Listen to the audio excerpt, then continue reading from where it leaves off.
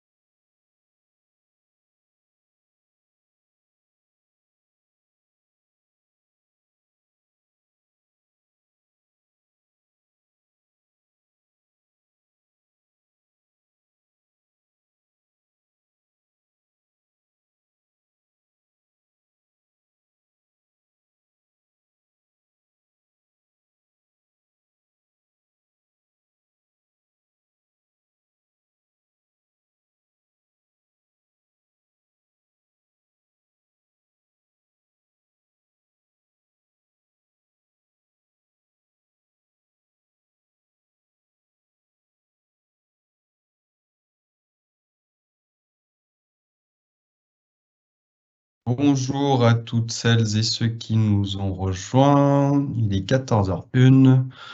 L'événement va démarrer. J'attends juste quelques minutes et puis on va partir. À tout de suite.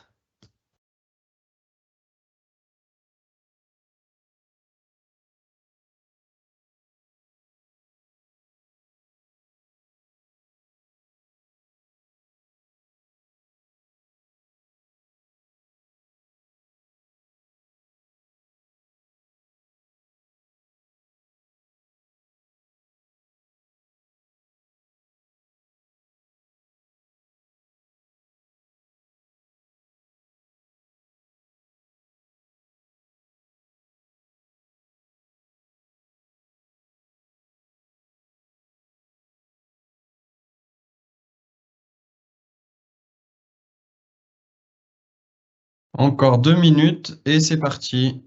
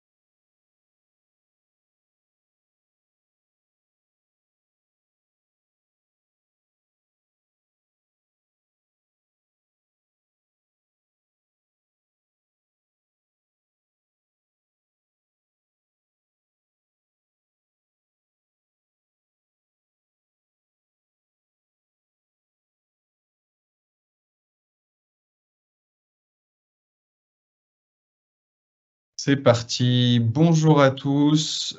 Bienvenue dans ce webinaire CJ de Loop pour les nouveautés produits d'octobre. Je suis ravi de vous retrouver après s'être retrouvé physiquement au congrès pour certains d'entre vous. Avec moi aujourd'hui, j'aurai Cyril, Jean-François et nous allons parler des sujets suivants. On va présenter les nouveautés produits qui ont eu lieu depuis la dernière version 4.4, donc fin mois de septembre.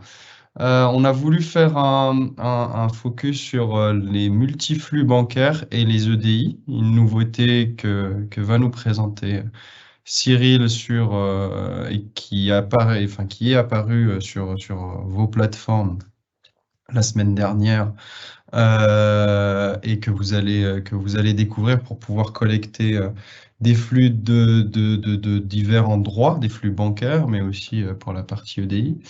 Jean-François va nous présenter ce qui se passe côté modernisation SharePoint. Vous avez dû recevoir des courriers, des appels, des customers, des CSM, vos CSM nommés. Et pour ma part, je vous présenterai en live l'interconnexion entre l'outil de devis facturation de Cegid devis facture, et Loop. Comment ça se passe, comment concrètement la facture arrive, et tout cela, bah, on a ensemble 1 heure et demie à passer ensemble. N'hésitez pas, bah, comme à chaque fois, les questions sur le chat, et je me ferai un plaisir de vous répondre. Cyril, est-ce que tu es avec nous? Je suis là. Super. Eh ben, la parole est à toi. Ok, bonjour à toutes et tous. Alors, depuis la dernière fois qu'on a échangé ensemble, là, il y a un petit moment, on n'a eu qu'une seule version qui est sortie. On a différé un peu des dates, si bien que là, ça tombe en milieu de mois, notre événement, et j'ai qu'une seule version qui a été livrée entre la période d'après et maintenant, avec des choses quand même importantes sur cette version. Donc, on va commencer par la partie collecte et restitution. On a livré une interface de gestion des imports par API partenaire. Alors, qu'est-ce que ça veut dire, cette histoire? Typiquement, lorsque vous avez des éditeurs tiers qui se connectent à Loop à travers les applications du Loop Hub, on a mis un SaaS de réception des écritures pour vous laisser un moyen de pouvoir vérifier les écritures qui vous sont transmises par ces éditeurs avant, plutôt que de subir une intégration massive sans que vous en ayez connaissance. Donc en fait, vous aurez une petite console qui va vous dire, bah voilà, tout ce que j'ai de la part de tel éditeur en attente d'intégration dans Loop. Et à travers cette interface, vous allez pouvoir voir les écritures qui vous sont transmises, les vérifier le cas échéant, et si tout vous paraît conforme, vous aurez un petit bouton pour dire j'active l'intégration de l'import dans votre dossier client. On a une autre console qui s'appelle l'historique des imports, hein, donc sur laquelle là vous avez retrouvé tous les imports que vous avez effectués dans votre dossier et le cas échéant, la capacité à pouvoir annuler l'import. Donc là on a changé un peu la présentation des listes, on a rajouté quelques champs d'informations supplémentaires, mais plutôt sur de l'enrichissement fonctionnel hein, qu'une nouveauté en tant que telle. Mais ça répondait à des demandes d'utilisateurs qui nous demandaient de changer un peu la disposition pour que ce soit un peu plus clair, et notamment sur les messages qu'on pouvait mettre au niveau de l'interface lorsque vous vouliez faire une annulation. Pour le premier développement dont je vous ai parlé, j'ai oublié de vous préciser quelque chose d'important, c'est que pour l'instant, cette fonctionnalité-là d'import par API partenaire, elle n'est pas active sur tous les cabinets. On a une dizaine de cabinets là, sur lesquels ce fonctionnel est actif. On attendait les premiers retours, les premiers échanges qui sont faits avec les éditeurs tiers et le dossier client chez les cabinets concernés pour être sûr que bon, tout se passait bien. Pour l'instant, on n'a pas de retour négatif, tout est positif. Donc on va le libérer au fur et à mesure. Donc si vous allez actuellement dans Loop, potentiellement vous pouvez ne pas encore voir cette fonctionnalité. Ce qu'on appelle des fonctionnalités sous feature flag qu'on libère au fur et à mesure des retours des cabinets qui sont candidats au pilotage. Une troisième évolution sur les API. Bon, ça ne vous concerne pas tous forcément directement, mais comme vous le savez, Loop enrichit de tout un tas d'API publics son écosystème, pour permettre notamment à des partenaires de pouvoir soit pousser de l'information, soit récupérer de l'information dès lors que le cabinet l'a autorisé sur un dossier client. Donc là, on a enrichi une API publique qui met à disposition les chemins de répertoire du SharePoint sur la partie juridique. Ça répond notamment aux partenaires LexisNexis qui aujourd'hui permettaient la publication dans les arborescences des SharePoint modernes directement depuis leur application.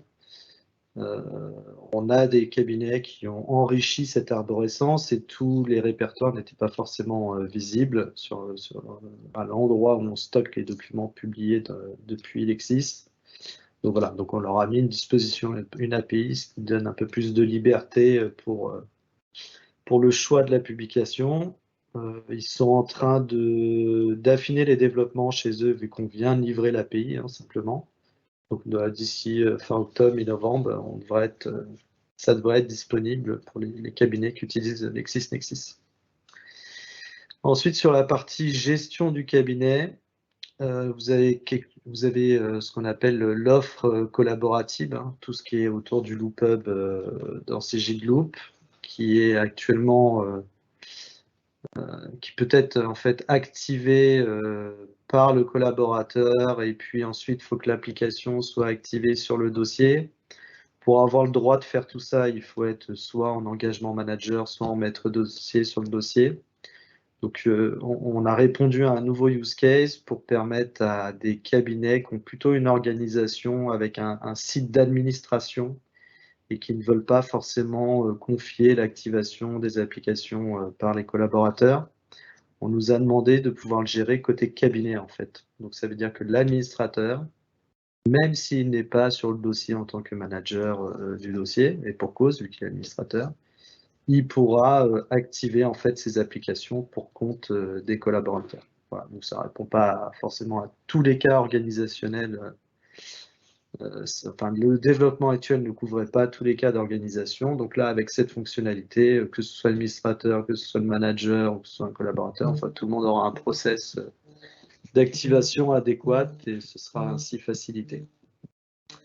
Ensuite, nous avons travaillé sur la partie fiscalité et révision. Donc, vous verrez, il y a une nouveauté dans le programme de travail au niveau de la synthèse des cycles. On a ajouté la date de supervision de la diligence, donc ce qui vous donne une information supplémentaire sur à quel moment la diligence a été supervisée. On a, ça a peu d'incidence, on a ajouté un contrôle bloquant pour l'examen de conformité fiscale, l'ECF. C'est simplement un contrôle EDI. On avait un petit contrôle à valider avec les échanges EDI. Donc on a apporté une correction là-dessus. Ensuite, sur les formulaires, que ce soit la 2572 ou la 1329, on vous a apporté des nouveaux automatismes. On reporte automatiquement les acomptes préalablement versés. Donc ça évite aux collaborateurs de devoir aller rechercher l'information, la saisir. Donc là, on a ouvert cette possibilité. Techniquement, pour nous, en fait, ça va nous libérer ainsi d'autres sujets par la suite, parce que maintenant, on a capacité à aller voir sur un exercice précédent, dans la partie fiscalité, des informations qui peuvent alimenter l'exercice suivant. Donc, je pense à un sujet typiquement, lorsque vous aurez besoin de faire un acompte IS, on aura capacité à aller pouvoir vous précalculer. Donc ça, c'est pas encore actif, mais le fait d'avoir fait ces développements-là pour la 2572 et la 1329, ça nous a apporté du fonctionnel en plus pour pousser un peu plus loin l'expérience d'automatisation. Donc ça, je vous tiendrai informé dès qu'on aura avancé sur la suite.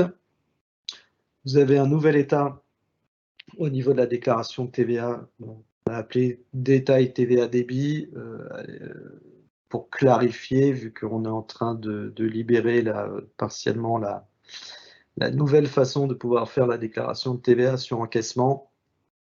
Il fallait simplement que sur le nommage des états, ce soit un peu plus clarifiant que ce que c'était. Donc là, on a bien maintenant un détail TVA débit et un détail TVA encaissement, plutôt que parfois vous retrouviez avec les deux informations justificatives dans un état qui s'appelait justificatif détaillé.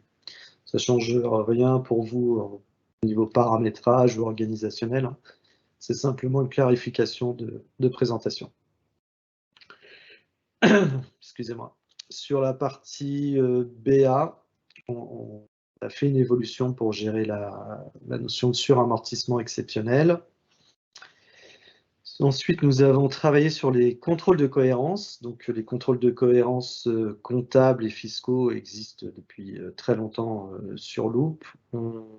s'est assuré que toutes les anomalies qui figuraient dans les sens de compte invalides, donc ça s'applique pour les BIC, eh bien, toute légitimité à y être, que tout ce qui est très important, on l'a bien remis en rouge, tout ce qui est simplement une attention, on l'a laissé en orange. Enfin voilà, c'est simple, c'est vraiment pour clarifier les points de blocage et les points d'attention. On avait quelques petits alignements à faire, donc là, ça a été fait sur cette partie-là. Et puis après, bah là, c'est du légal pur, hein, c'était la compte de la TGAP, donc on a mis à disposition le millésime qui va bien. Voilà ce que je peux vous dire sur les nouveautés qui ont été apportées là sur la version précédente. Merci, merci Cyril. On a des questions sur un sujet que les clients commencent à être de plus en plus sensibles. L'API, on a des questions sur l'API de QuickBooks. Quand est-ce que c'est prévu? Alors on est en phase de recettage avec QuickBooks. On a testé plusieurs dossiers d'un même cabinet. QuickBooks nous a demandé de pouvoir attendre un petit peu avant de libérer la fonctionnalité parce qu'ils veulent faire d'autres tests avec d'autres dossiers sur d'autres cabinets Loop, hein, j'entends. Et une fois que cette phase-là est passée, on va pouvoir le libérer. Donc c'est vraiment imminent, hein. On n'est c'est pas dans un délai de 3 mois, hein. Je pense que d'ici 15 jours, 1 mois, au maximum, ce sera libéré. Voilà, mais en tout cas, tout est prêt. Il reste simplement de surenchérir la phase de test et de retour entre les dossiers clients sélectionnés et puis les retours de QuickBooks, quoi.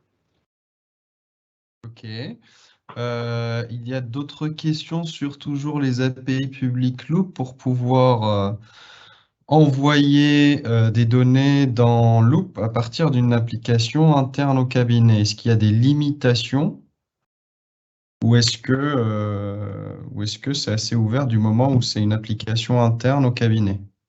Bah, en fait, vous avez toutes les API publiques, hein, comme son nom l'indique, sont publiques.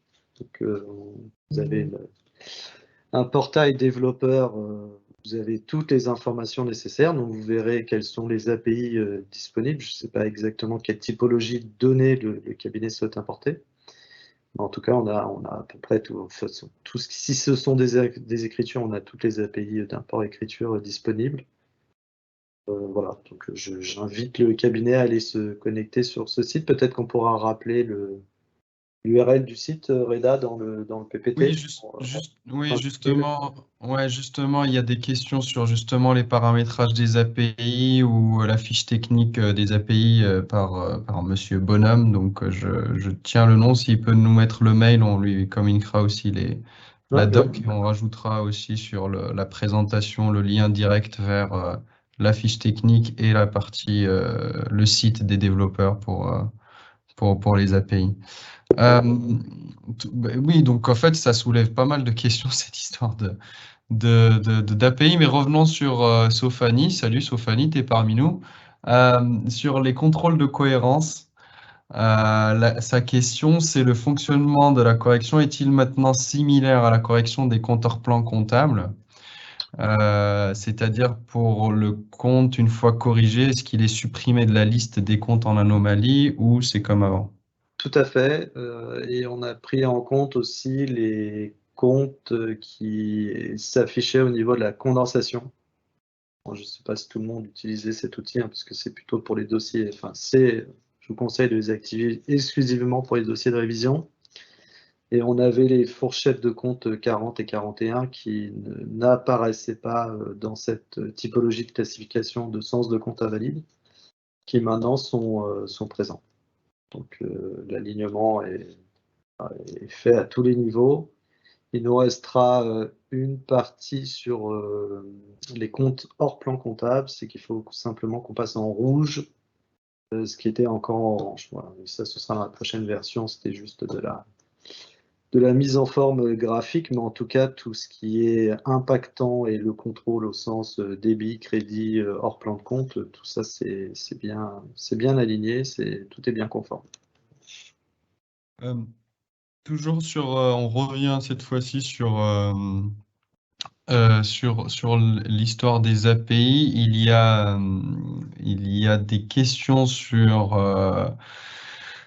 un testeur de QuickBooks mais tu as bien répondu, le fait que c'est toujours, enfin, les retours des testeurs de QuickBooks sont pris en compte pour pouvoir l'améliorer. Il y a des choses qui sont de leur côté en plus de notre côté. Donc ça, c'est toujours en cours. D'ailleurs, c'est pour ça que c'est encore en bêta.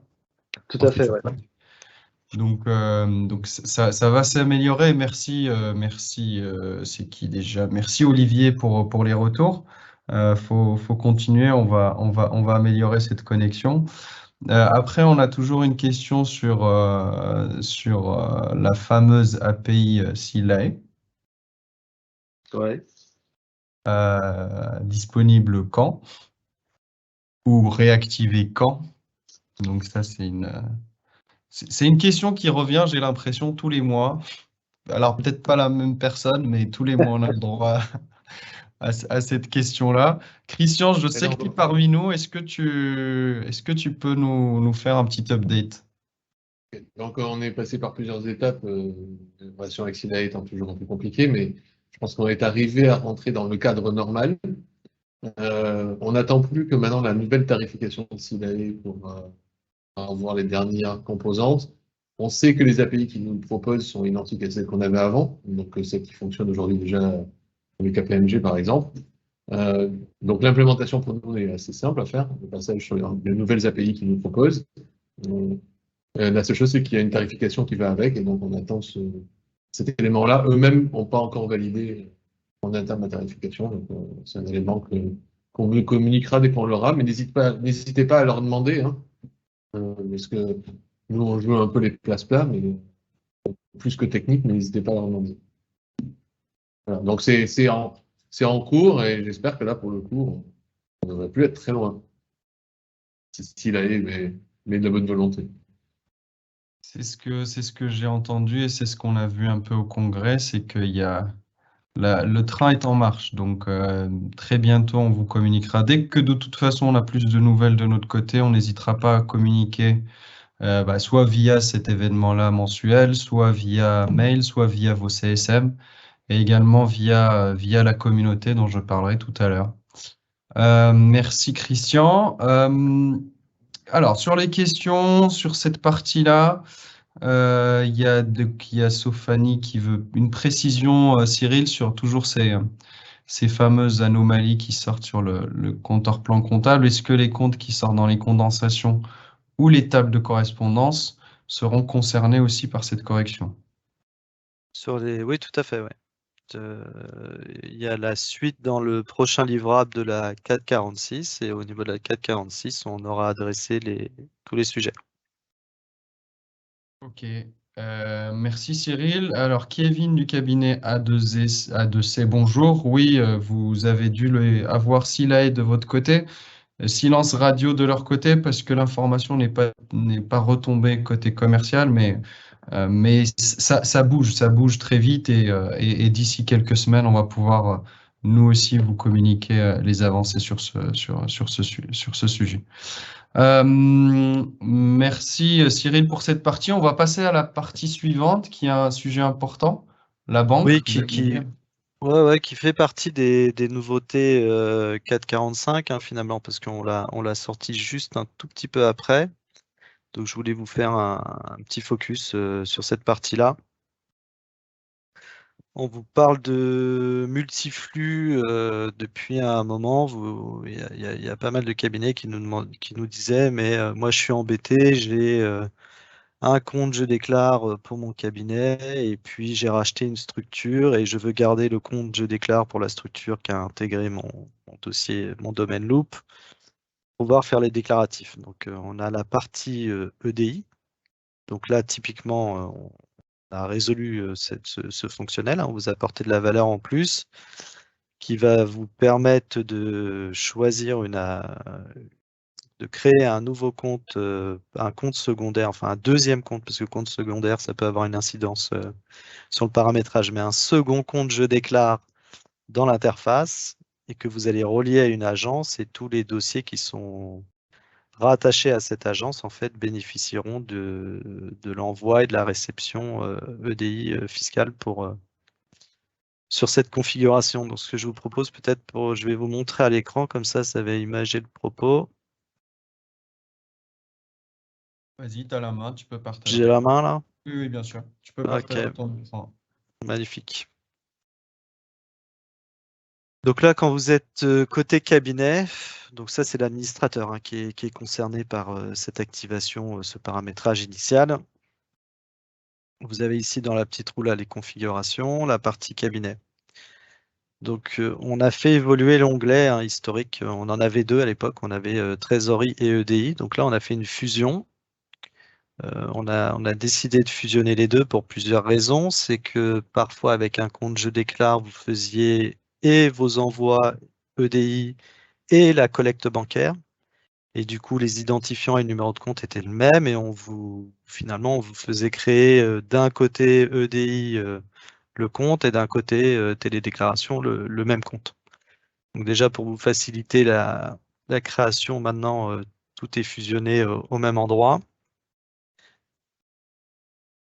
Donc là, si je prends le compte Je déclare que j'ai créé, qui est un compte EDI, je le stipule ici. En fait, vous avez deux cases à cocher. Il peut être soit ce compte Je déclare peut me servir à faire de la collecte bancaire, soit il peut me servir à faire des envois EDI, ou soit il peut me servir aux deux.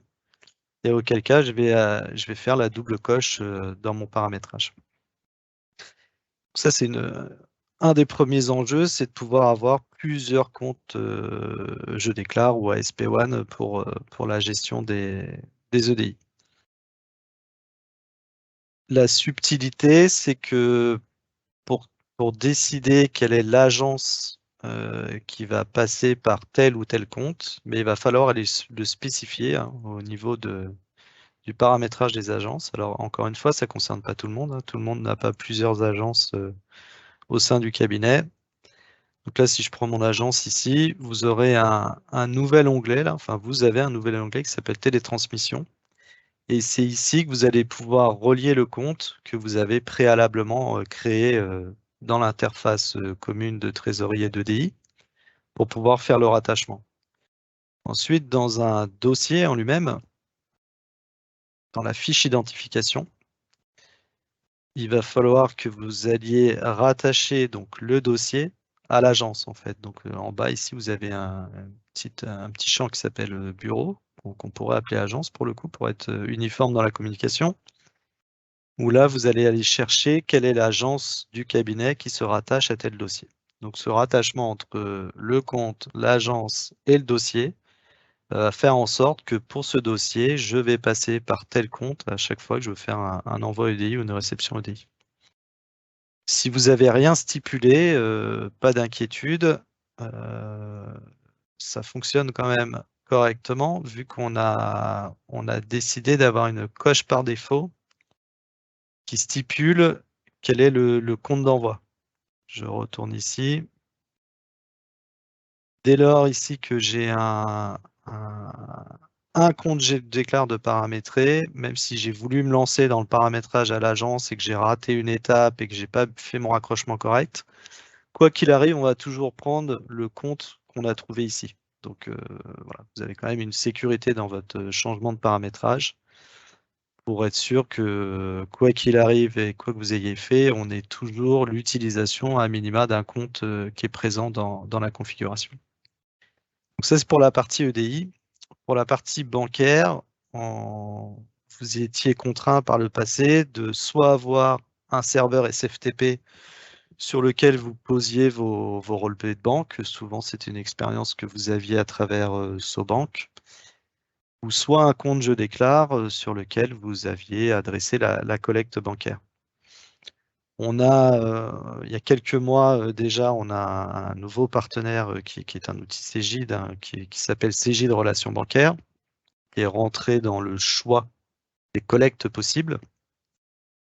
Cette nouveauté vous permet de dire j'ai un compte Je déclare pour la collecte bancaire, mais j'ai aussi un compte Cegid Relations Bancaires pour une collecte bancaire également.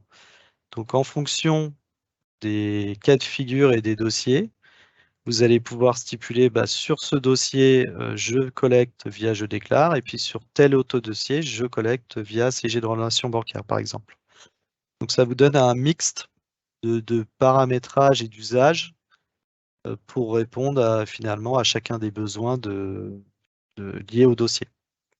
Donc tout ça, c'est documenté, hein. Vous verrez dans les 2 lignes, vous avez tout un parcours, hein, qui vous permet de suivre le pas à pas. Et normalement, avec tout ça, là, vous avez toutes les sources de collecte et d'envoi et de paramétrage de compte d'envoi EDI qui maintenant est à votre disposition pour caler à des configurations un petit peu spécifiques qu'on pouvait rencontrer. Voilà ce que je peux vous dire, Reda, si c'est... Je sais pas si on a des questions, peut-être autour de ça. Il y a juste le cabinet A2C qui dit ne pas avoir le même écran. Donc, pour moi, c'était généralisé cette ouverture-là. Il faudra juste qu'on reboucle pour vérifier si ce cabinet-là a le même écran que toi, qui est actif. D'accord. Pour moi, tout le monde l'a. Donc, à part cette question-là, j'en ai pas d'autres. Ok. Est-ce que CJ de relations bancaires permet la récupération des banques BNP? Vous avez la liste normalement de toutes les banques disponibles en récupération via CJ de relations bancaires. BNP, comme ça de mémoire, je dirais oui, mais je vous confirmerai, Monsieur Bonhomme, sur ça. Et effectivement, voilà, Sophanie m'a devancé sur une des réponses potentielles sur le fait que l'affichage ne s'affiche pas pour Kevin du cabinet A2C. Il faudra soit vider le cache pour avoir le bon affichage, tel que l'a montré Cyril. Je reprends la main, hop. Je reprends la main de mon côté. Voilà. On va parler de quoi? Merci Cyril. Est-ce que tu voulais rajouter un autre point? Non, moi ça va. Il y a bien évidemment dans le support la fiche d'aide, qui vous explique un peu tout ce que Cyril vous a dit, mais de manière beaucoup plus détaillée. Donc Caroline n'a pas le même écran et Kevin vient de confirmer que si on vide les caches ou si on se met en navigation privée, vous avez les mêmes écrans que Cyril. Donc petit astérix sur la présentation de Cyril, et si vous vous rendez compte que vous n'avez pas les mêmes écrans que Cyril, à savoir EDI, trésorerie avec les différents partenaires, soit vous videz vos caches, soit vous vous mettez en navigation privée, mais le mieux c'est de vider vos caches correctement et vous rechargez l'application. Comme ça, vous allez pouvoir avoir la bonne dernière version. Et vous allez me dire pourquoi on doit vider nos caches, etc. Ça n'a pas été livré dans les mêmes conditions qu'une livraison de version. Ça a été livré comme ça, en fait, juste en activant une option sur tous les cabinets. Donc c'est pour ça que ça nécessite de valider, de vider vos caches, tout simplement. Merci Cyril, merci pour toutes ces informations. Si j'ai d'autres questions, je n'hésiterai pas à revenir vers toi. Et là, on va passer la main à moi. Je vais vous passer la main à moi-même. Je vais vous parler donc, pendant longtemps, vous nous avez demandé la roadmap, où est-ce qu'on en est, où est-ce qu'on va, qu'est-ce qu'on a fait, qu'est-ce que vous avez fait. On a décidé de la partager avec vous.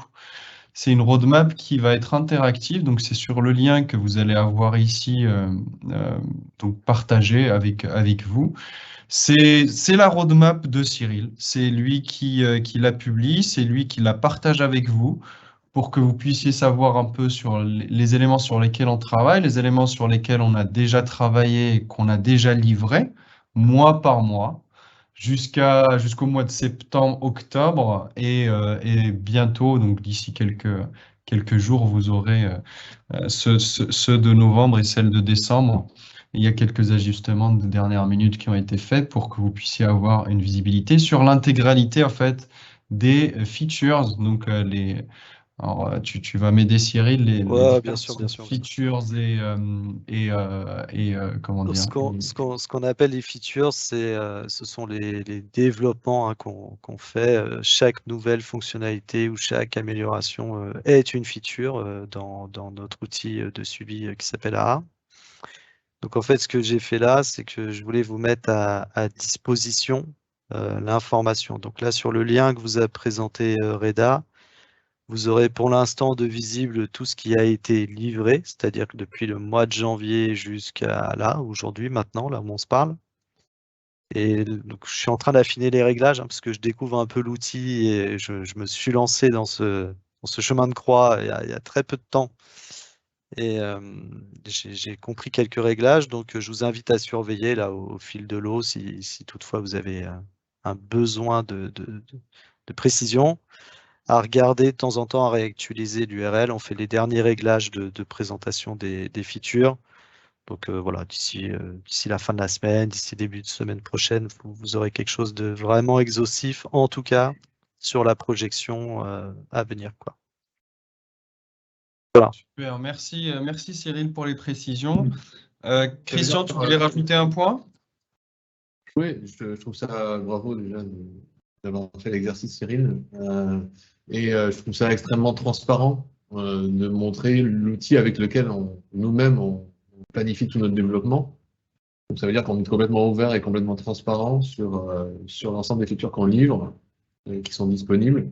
Et donc du coup, juste Cyril, là on voit ce qui est livré.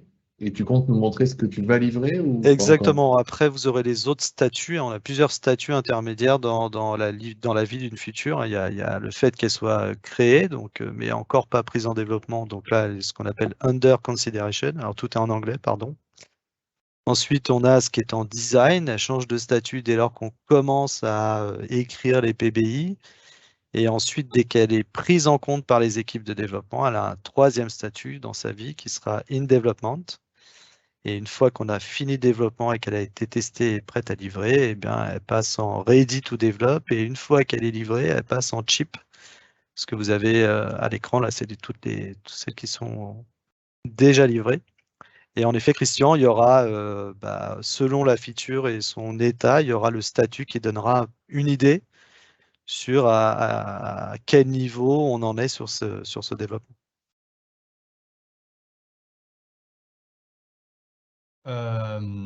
Ok, c'est top. Sachant que du coup cette petite roadmap sera mise dans la communauté et vous pouvez échanger dans cette communauté sur les différentes features, vos avis, ce qui a été livré ou ce qui est en cours d'être livré. Donc c'est vraiment un support pour vous donner une vision de ce qui est en cours d'être développé, et ce qui a été déjà développé. Voilà, après, une réserve quand même, ce sont des titres, hein, que vous voyez, vous n'avez pas le détail de l'exactitude des choses, donc ça vous permet de vous faire de petites idées, mais ça reste qu'un titre, hein, donc on verra comment est-ce qu'on peut faire évoluer les choses pour vous donner un peu plus de précision, mais en tout cas, c'est une première étape de franchie qui, je pense, est quand même importante. Oui, effectivement, parce que vous allez voir quelque chose comme test menu React FW. Bon, c'est technique, mais en dessous, il y a beaucoup de travail derrière. Donc voilà, donc il y a des choses qui vont être un peu plus spécifiées que ça avec Cyril. Donc voilà, donc ça c'était pour vous, pour que vous puissiez avoir un suivi. Je reviens sur ma petite diffusion. Hop. Vous avez reçu des courriers, on vous a parlé de la modernisation de SharePoint. Vous avez certainement entre vous déjà eu des CSM qui vous ont contacté pour parler de ce sujet. Et ben, j'ai voulu inviter le directeur des CSM, Jean-François Bresse, pour faire un point sur cette modernisation qui s'impose pour la suite de l'utilisation de Loop dans des bonnes conditions. Donc, je vais lui laisser la parole pour qu'il puisse nous parler de l'accompagnement des CSM dans cette transition vers la modernisation de SharePoint. Jean-François, bonjour. Bonjour, merci Reda, bonjour à toutes et tous. Donc, je m'appelle Jean-François Bresse et donc je m'occupe de l'équipe des Customer Success Managers, pardonnez l'anglicisme, sur la partie Loop. L'équipe des CSM, en fait, intervient surtout à la fin de vos parcours Loop et son rôle, c'est vraiment de vous accompagner dans l'adoption de la solution, dans son optimisation, d'en faire un bon usage et de récolter toute la valeur de cette solution. On va passer à la slide suivante. Reda, s'il te plaît. Yes. Voilà.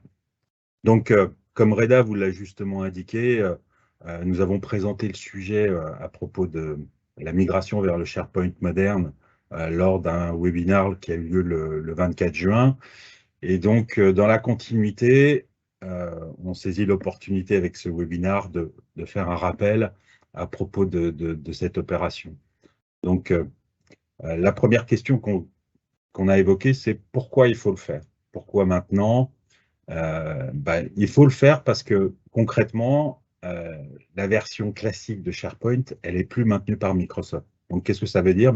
Ça veut dire tout simplement que Microsoft ne fait plus aucun développement et n'assure plus aucun suivi de cette version de SharePoint. Alors, nos équipes de R&D ont surveillé ça de près et on peut vous affirmer aussi que à l'heure actuelle, il n'y a pas d'incompatibilités qui ont été détectées sur le fait que ce soit plus maintenu par Microsoft. Par contre, Microsoft maintenant propose toutes les fonctionnalités qu'on juge nécessaires dans cette version du SharePoint moderne. Donc, il est opportun maintenant de procéder à cette migration pour aller vers ce SharePoint moderne. Donc, quel bénéfice vous allez en tirer? Ça vous permettra de personnaliser l'arborescence des classements des SharePoint, des dossiers selon l'organisation du cabinet. Ça permet aussi de définir les droits d'accès au site et répertoire SharePoint avec la gestion des groupes de travail Loop et les groupes Office 365. Ça permet de créer automatiquement une équipe Teams depuis le dossier de production client CJ de Loop. Ça vous permet de publier automatiquement les documents de production comptable à destination de vos clients. Et enfin, non négligeable, de bénéficier des avantages de tous les développements fonctionnalités que l'équipe R&D fait sur CJ de Loop et Teams. Donc, en résumé, une meilleure ergonomie, un modèle d'autorisation plus simple. Il y a aussi quelque chose que je ne vous ai pas mentionné, mais une optimisation du SharePoint pour un usage avec les mobiles, qui est non négligeable. Donc, une mise en place des groupes Office 365 qui facilite l'attribution des droits d'accès et puis l'accès à toutes ces nouvelles fonctionnalités que l'équipe Loop va développer pour l'usage de ces SharePoint. Alors, le timing, le délai, on aimerait faire en sorte que tous nos clients soient migrés sur le SharePoint moderne d'ici à la fin de l'année. Suivant.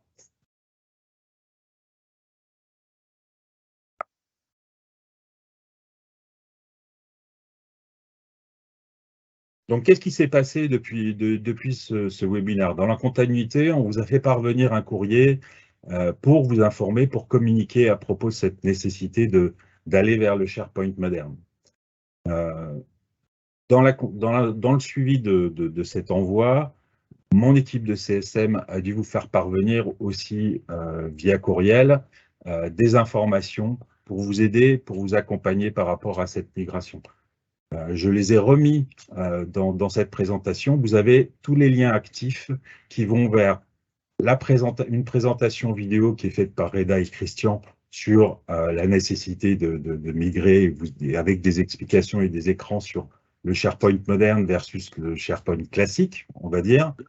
Vous avez également à votre disposition la web formation qui a eu lieu en mai, qui a été organisée par Franck Solakian et Victor Melin sur le sujet. Et également, on met à votre attention des documents de l'aide en ligne sur comment migrer les aides de vos dossiers Loop vers le SharePoint moderne et quels sont les prérequis pour migrer d'un SharePoint classique vers un SharePoint moderne. Je vous invite à consulter ces liens, je vous invite à en prendre connaissance. Aussi, je vous dis que si vous avez des questions, s'il y a des choses qui ne sont pas claires, si vous avez besoin qu'on éclaircisse avec vous les prérequis pour migrer d'un SharePoint classique vers un SharePoint moderne, n'hésitez pas à vous rapprocher de votre CSM, ou bien, si vous ne le connaissez pas, n'hésitez pas à nous envoyer un courriel à l'adresse poolcsmcjloop@cjit.com. On vous répondra et on vous contactera et on organisera avec vous un rendez-vous pour préparer au mieux cette migration. Slide suivante. Voilà. À ce sujet, donc, on a quelques recommandations à vous faire. Donc, très important, prenez connaissance de nos prérequis. Vous avez un document à cet effet, donc lisez-le. S'il y a des éclaircissements dont vous avez besoin, si vous voulez le parcourir avec quelqu'un de CJIT, n'hésitez pas, contactez l'équipe CSM. On se fera un plaisir de partager avec vous ce document, d'éclaircir et de voir avec vous faire un état des lieux de vos prérequis. Effectuez bien sûr vos migrations. Vous avez un document aussi qui a été construit à cet effet. Et bien sûr, suivez vos migrations grâce à la console de migration. Ça, c'est très important. Je le dis, je le répète, s'il y a quoi que ce soit, si vous avez des questions, consultez l'équipe CSM. On est à votre disposition. Enfin, vous avez quelques conseils aussi de l'équipe du support qui recommande bien sûr de planifier la migration en fonction des contraintes de votre dossier. Bien sûr, si vous avez un bilan, une TVA à envoyer, faites vos envois et migrez-le ensuite. Une chose aussi qui est très importante, c'est le statut Teams, dans un premier temps, peut ne pas être opérationnel. Il y a un certain délai de mise en place. Il y a des processus de relance automatique qui sont effectués, mais au-delà d'un délai de 48 heures, si vous constatez que le statut de votre Teams est j'aide en erreur ou j'aide à préparer, n'hésitez pas à cliquer sur le bouton de la GED depuis le portefeuille, ce qui vous permettra de débloquer et de relancer le processus. Et enfin, surveiller, contrôler l'état de la migration afin d'assurer le suivi via la console ou le portefeuille. Si vous pensez que vous avez besoin d'un accompagnement technique pour limiter le risque par rapport à cette migration, vous pouvez vous faire accompagner par des consultants PS et une fois de plus, n'hésitez pas à contacter l'équipe CSM. On est à votre disposition pour vous aider. D'ailleurs, il n'y a pas que les CSM, l'équipe R&D de Christian, le support, on est vraiment tous mobilisés pour mieux vous accompagner. Donc, n'hésitez pas à faire appel à vous. Voilà. Je vous remercie de votre attention. Merci Jean-François. Je veux juste rajouter un élément important qui est assez récent.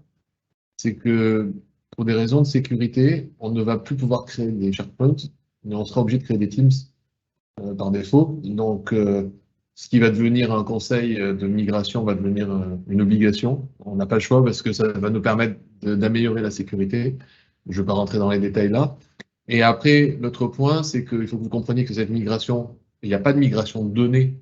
C'est juste Microsoft qui type le SharePoint différemment, qui rajoute des services dessus. Donc, il n'y a pas de copie importante. Donc, c'est pas un élément risqué. C'est une simple augmentation fonctionnelle dans le SharePoint. Voilà. C'était pour vous rassurer, si j'ai pu vous rassurer. Merci. Ok, merci. Est-ce que donc là, ça va être un peu des sujets tant qu'on est sur cette modernisation des SharePoint. Il y a des questions de Didier qui demande est-ce qu'il y aura des particularités pour les modes collaboratifs anciens de GED, parce que Didier, c'est parmi les anciens, il avait déjà à l'époque de GED pour ses collaboratifs. Et après le passage à la teamsification à une seule GED, comment se passe la migration? Comment il peut être accompagné, Jean-François, sur cette partie-là? Je vous invite à prendre contact avec votre CSM. Et je pense que le mieux, c'est qu'on prépare ensemble, effectivement, cette migration avec l'aide de l'expertise de nos consultants PS et puis l'expertise de la R&D.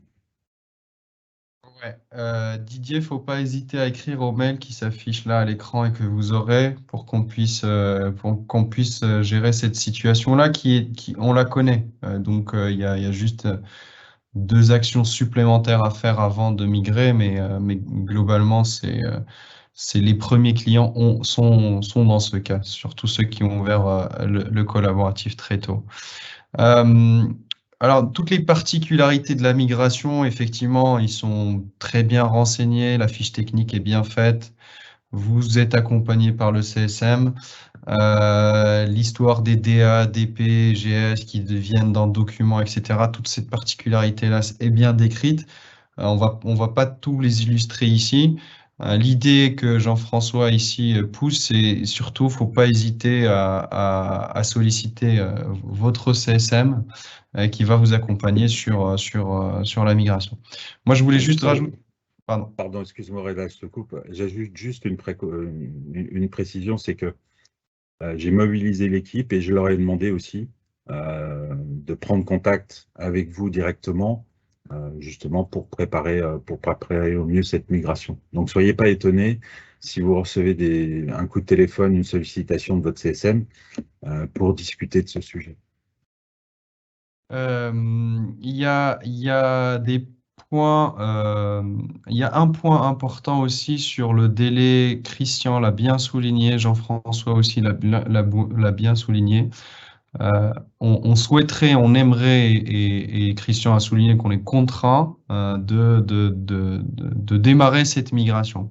Alors certains d'entre vous ont des particularités, ont des projets déjà complexes en place sur du SharePoint qu'ils ont déjà utilisé ou des Teams qu'ils ont déjà utilisé. Ceux qui sont dans ce cas-là, avec une complexité de Teams, démarrons maintenant ensemble. N'attendons pas le 1er décembre. Démarrons maintenant parce que ça va prendre du temps et il va nécessiter de l'audit, peut-être de l'intervention de prestataires ou vos prestataires pour qu'ils puissent comprendre comment ça se passe. Et dans ce cas-là, les délais, le projet aura lieu et aura lieu avec vous. Il n'y a pas de coupure de loupe le 1er décembre où il n'y aura pas de coupure complète de l'application. Le premier, c'est mettons-nous maintenant au travail sur ce sujet pour les clients qui ont une complexité dans la GED pour qu'on soit prêt au moment où voilà, on n'aura pas le choix et ça va être vers la fin de l'année. Justement, la personne qui pose quel est le délai pour migrer, commençons maintenant. Le délai annoncé, c'est début décembre. Il faut maintenant commencer maintenant. Et ça dépend. Si vous avez une complexité dans la gestion, ça va prendre le temps que ça prendra pour pouvoir tout migrer. Si vous n'avez pas de complexité parce que vous n'avez pas un environnement complexe de Teams et ou SharePoint déjà mis en place, si vous ne le faites pas maintenant, ça sera fait d'office. Voilà, ça sera fait d'office. Ok, merci Jean-François. Merci à toi, Reda. On passe au sujet suivant. Oui, alors, devis facture vers Loop. Je sais qu'il y a quelques cabinets qui attendaient l'outil de facturation connecté à Loop que vous pouvez proposer à vos clients. Alors, la mise en place c'est une première version de mise en place. Je ne vais pas dire qu'elle est hyper simple à faire. C'est pas 3 clics. Il faut 2 clics pour votre client, 3 pour vous. Elle est à parfaire encore. On y travaille. Mais elle existe, elle est là. Et le résultat, c'est ce que je vais vous montrer à l'écran. Comment ça se passe? Le cabinet, la TPE souscrit sur le Cegid Store à Cegid Devis Facture. Il y a des échanges d'informations tels que l'API key, vous allez pouvoir le renseigner côté cabinet Loop, etc. Et le client recevra tout simplement une invitation à saisir des informations de son Cegid Devis Facture pour que la connexion se synchronise. Très rapidement, je vais passer sur l'outil pour vous montrer un peu comment ça se passe au niveau du paramétrage. Globalement, ça démarre au niveau du Loop Hub. Et ce que je vais rajouter, c'est le fameux Cegid Devis Facture. Comment je le rajoute? On n'a pas ton écran, Reda. Pardon. Et c'est bizarre. Pourtant, le partage est suspendu. Alors, je vais l'arrêter et je vais le repartager. Hop. Parfait. C'est tout bon? Ouais, c'est tout bon. Ok, merci. Donc, j'arrive sur le Loop Hub, sur la partie application. Je suis sur le fait d'ajouter une nouvelle API. Et tout simplement, bah, je vais dire que c'est une API, c'est une application Cegid et je vais sélectionner, normalement, c'est le Cegid Devis Facture que je vais voir apparaître ici. Cet API key de Cegid Devis Facture, vous le cherchez sur votre Cegid Live. C'est un peu comme le concept des API que l'on a rajouté. À partir de là, vous allez avoir plusieurs étapes qui sont explicitées. Vous allez avoir toute la démarche sur le site d'aide qui sera disponible et qui vous permettra de mettre en place le connecteur. Et globalement, lorsque le connecteur est disponible pour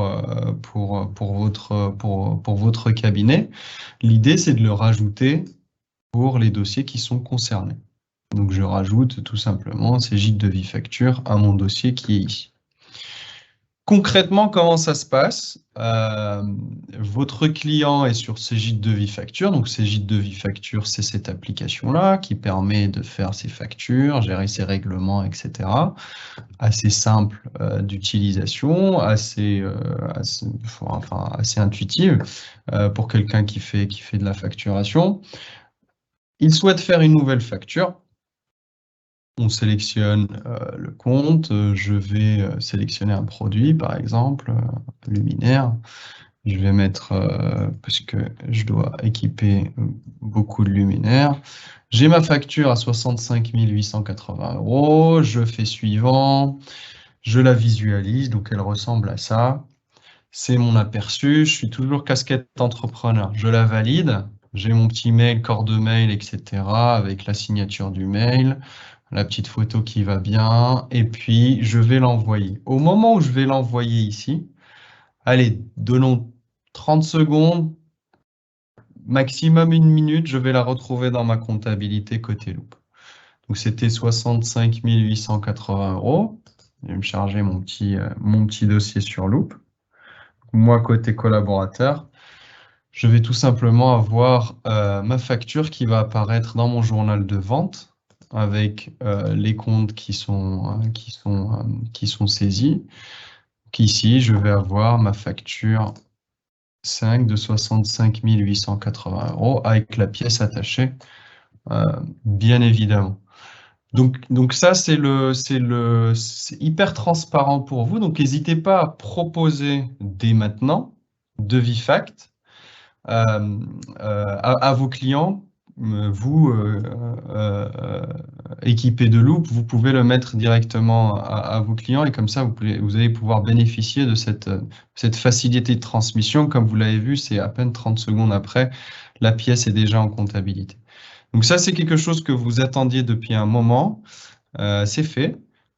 C'est livré. Ça, c'est fait, c'est livré. Alors, c'est livré. Cyril, Alors c'est pareil, c'est livré chez toi et chez quelques cabinets avec qui on a fait des tests. Hein. Alors, à chaque fois, je vous sors le même refrain, mais on préfère d'abord tester, s'assurer que ça fonctionne bien et que le cabinet, on lui a bien servi la bonne expérience avant de le généraliser à tous. Donc là, ça se passe bien. Reda vous l'a montré, c'est fonctionnel. Maintenant, il faut qu'on ait la prochaine version de diffusion pour qu'on puisse le pousser au niveau des applications pour l'ensemble des cabinets. Donc c'est pareil, d'ici une quinzaine de jours, vous en aurez tous le bénéfice dans vos applications. Les questions qui reviennent et qui sont intéressantes, c'est quel est le coût de DeviFact? Malheureusement, on n'a pas de commercial autour de nous. Je sais que c'est 19 € par mois de DeviFact. Alors, il y a des versions, mais prenez pas, c'est à peu près cet ordre de prix. N'hésitez pas à voir avec votre commercial, il va avoir le prix juste pour pouvoir mettre à disposition Cegid DeviFact à vos clients. Juste dire que Cegid Devis Facture va remplacer une application de facturation qui est dans Loop aujourd'hui. Donc il est intéressant de s'y intéresser. Donc, tous les clients qui ont pu proposer l'outil de facturation Loop intégré à les cabinets qui l'ont proposé à leurs clients. C'était juste pour renforcer l'importance de la connexion entre les deux outils et on va l'améliorer, continuellement l'améliorer. Et sachant que... oh, pardon, vas-y, Ouais, Cyril. un autre intérêt aussi à DebiFacture, hein, c'est que il y a l'émission des factures X, il y a tout ce qui va vous préparer votre client à la réforme sur les champs obligatoires. Toutes ces choses-là, il y a d'ores et déjà des assistants en fait dans l'outil qui vont permettre d'alerter le client sur quels sont les éléments potentiellement qui seront manquants lorsqu'on sera en plein cœur de la réforme 2024. Donc il y a aussi tout un tas d'éléments qui sont des phases d'accompagnement à anticiper cette réforme sur l'outil. Voilà, donc c'est un argument de plus, mais en tout cas c'est moi ce qui a attiré mon attention Sachant que oui, au-delà de la performance de l'outil, quoi. DeviFacture évolue beaucoup avec la facture X, mais au-delà, il y a des choses qui vont arriver sur le financement de factures. Il y a beaucoup de choses qui vont arriver sur DeviFac et qui sont assez intéressantes pour amener vos clients dessus. Louis qui pose la question, est-il possible de mettre dès maintenant nos clients sur DeviFac et faire le lien avec Loop ensuite? Bien sûr, vous pouvez les mettre dès maintenant, qu'ils paramètrent, qu'ils commencent à facturer et ensuite mettre le lien. Après, ce n'est que les factures qui seront faites après la mise en place du lien où on aura les écritures qui se déposeront, mais vous pouvez d'ores et déjà mettre DeviFac à vos clients. Pour les cabinets qui utilisent la gestion interne pour la facturation, celle-ci va également être remplacée par DeviFacture. Non, anonyme, non, c'est quelque chose à côté. DeviFac, c'est pour vos clients. L'outil de facturation de la gestion interne qui se trouve dans le cabinet, donc elle ne sera pas remplacée par DeviFac. En tout cas, c'est pas dans. Non, je pense pas, Christian, c'est deux choses différentes. Il y a quelqu'un qui a cette information, il est très très bien renseigné. Ça m'a pas embrouillé, mais il n'y a pas de lien de l'un vers l'autre. Ou sinon, il y a... C'est trop tôt pour en parler, mais on y réfléchit. Et Régis Benchemoun, en fait, c'est vraiment DeviFac nouvelle génération qui est concernée par cette connexion, hein. C'est pas DeviFac l'ancienne génération. Donc, si vous avez des clients qui ont DeviFac l'ancienne génération, il faut les passer sur la nouvelle génération pour qu'il y ait cette connexion. Voilà pour la partie DeviFac. Je ne sais pas si vous avez d'autres questions, surtout n'hésitez pas, je répondrai au fur et à mesure. Je voulais finir cette session par rappeler une chose et surtout vous remontrer la loupe communauté. Toutes ces informations qu'on vient d'avoir et sur laquelle on communique, donc comment dire ça, le contenu de cette présentation, la roadmap, les différentes replays des webinaires, le PDF de cette présentation. Et d'autres échanges vont se trouver en fait au niveau de la communauté que je vais vous montrer encore une fois ici. Hop. Voilà. Donc la communauté, c'est encore une fois simple avec vos comptes. C'est pareil, Reda, tu as un petit temps de... Faut que tu repartages à mon avis. Je repartage encore une fois. Hop. Arrêtez le partage, repartager. Hop. Et voilà, c'est parfait. Bon. Ok, donc la communauté, c'est celle-ci, avec chaque produit et son espace. Et globalement, vous vous inscrivez simplement avec votre compte CJDLife, donc que vous soyez utilisateur de la paye ou utilisateur de Loop ou utilisateur de CJDExpert, vous vous inscrivez, enfin vous activez avec votre compte CJDLife et vous allez retrouver les endroits pour s'inscrire sur les différentes formations webinaires, les replays de chacune des formations, le contenu de l'intégralité des échanges que l'on pourrait avoir avec vous, avec les utilisateurs. Donc, tout cet espace-là avec les nouveautés, on publie également les nouveautés. Vous allez recevoir aussi, du coup, le contenu de cet espace-là, la roadmap qui sera publiée. Donc, le lien sera publié sur cette communauté. Et tous vos échanges sur cette roadmap-là, on va les suivre, on va pouvoir les suivre sur cette communauté. Donc, elle est essentielle pour nous, elle est essentielle pour pouvoir pour pouvoir échanger avec vous, pour pouvoir échanger aussi, que vous puissiez échanger entre vous aussi. C'est très important pour nous, le fait que vous partagez vos expériences entre vous. Donc, c'est sur cette communauté que ça se passe. Donc, je vous invite vraiment à y aller. On compte une 50aine de membres à date. Et on veut arriver comme je l'ai dit la dernière fois d'ailleurs, on aimerait bien arriver à 400 d'ici la fin de l'année. Donc, il ne faut pas hésiter à y aller, à vous inscrire. Personnellement, j'y vais tous les jours pour voir si jamais vous nous écrivez. Donc, si ça peut vous donner envie de m'écrire, vous pouvez m'écrire sur la communauté. Donc, il ne faut pas hésiter à venir dessus pour pouvoir échanger. Voilà, rendez-vous. Donc, c'est tout. Je ne vois pas d'autres questions. Alors, s'il y a Anonyme, encore une fois, qui pose la question. Est-ce qu'il existe des logiciels de caisse où le client peut renseigner des ventes journalières qui s'intègrent automatiquement dans Loop? Cyril, on avait Tiller à l'époque, mais ça a été arrêté. Ouais, ça a été arrêté par eux, hein, pas par nous d'ailleurs.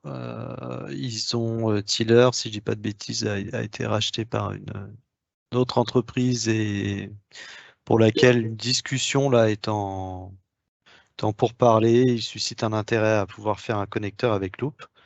Donc je sais qu'il y a des tests actuellement sur cette solution.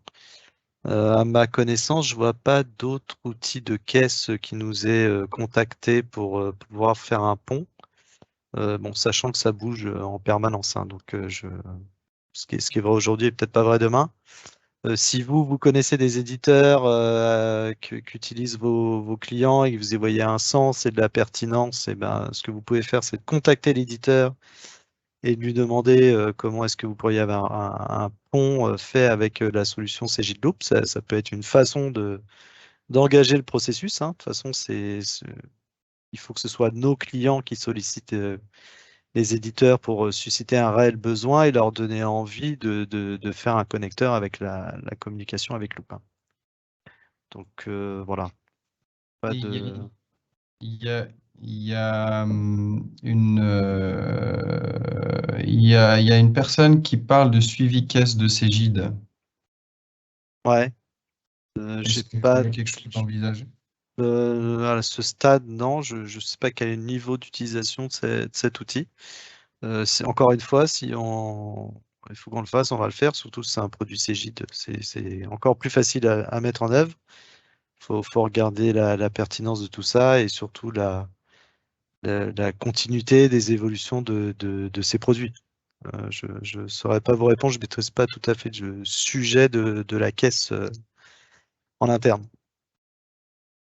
Moi, Mais on peut creuser le point, Reda, et apporter la réponse un peu plus tard. Hein. Je note comme Pierre est avec nous, mais en shadow un peu sur la presse. Il y a deux points qui ont été soulevés sur la caisse. Effectivement, dans notre catalogue partenaire, on n'a pas de caisse à ma connaissance, mais il y a Suivi Caisse qui est en interne et il y a Caroline de Odyssey Conseil qui nous parle de SumUp. C'est ce que je disais, enfin, je ne l'ai pas dit clairement, mais c'est ce que je sous-entendais. C'est SumUp qui a fait l'acquisition de Tiller. D'accord. Donc, c'est dans ce cadre-là qu'ils ont repris contact avec nous. Là. Ok, donc parfait, super, merci pour ces explications, Cyril. Pour moi, oui, Christian? Non, je m'excuse, attends. Juste un point en particulier, pour que tout le monde soit bien conscient, ces API, elles sont totalement ouvertes, totalement gratuites. On n'empêche personne de les utiliser. Donc, la seule chose, c'est qu'il faut que les partenaires les développent.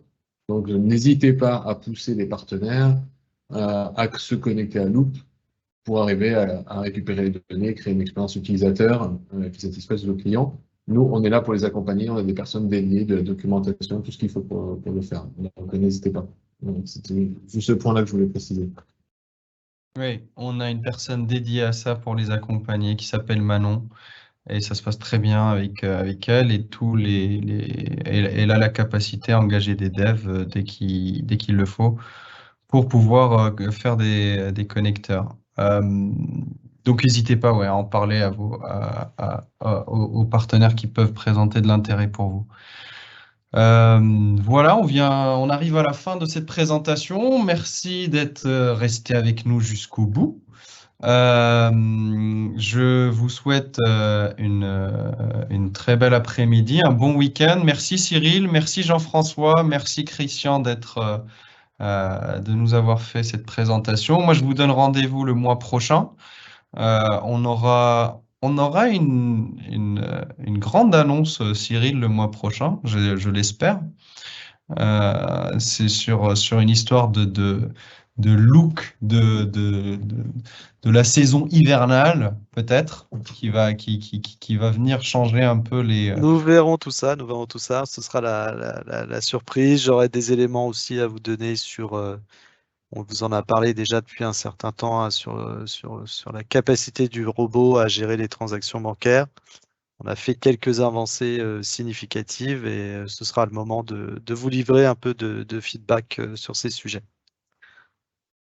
Top, super, merci beaucoup. Au mois prochain et d'ici là, portez-vous bien. Au Merci, revoir. bonne journée, au revoir. Merci, au revoir. Hop, terminé.